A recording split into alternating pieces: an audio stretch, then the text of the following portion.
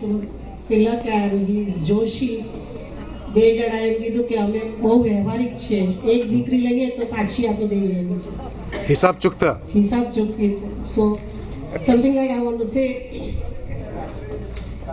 and the interesting part is the poet is Mukesh Joshi. મેઘાના હૈયામાં ચોમાસું બેઠું, મેઘાના હૈયામાં ચોમાસું બેઠું ને તિલકના હૈયે લીલોતરી.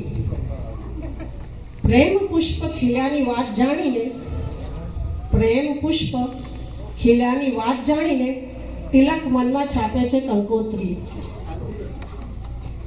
મેઘાના કેશમાંથી ઝરતા વર્ષા બિંદુઓથી,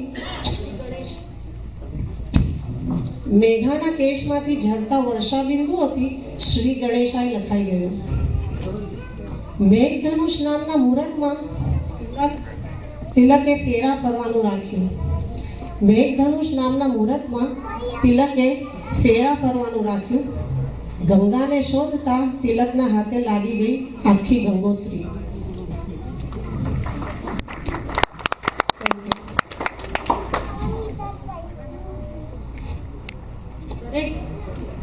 દરેક દીકરી શું માંગતી હોય છે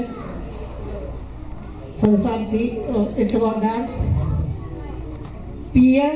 પિયરિયામાં પારણે જન્મે, પિયરિયામાં પારણે જન્મે, સાસરિયામાં બારણે જન્મે. કંકુ થાપે આંગણે જન્મે, સાસુના ઓવારણે જન્મે.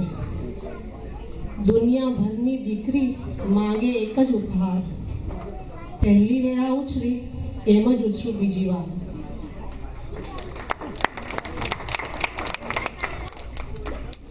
This is the last and final.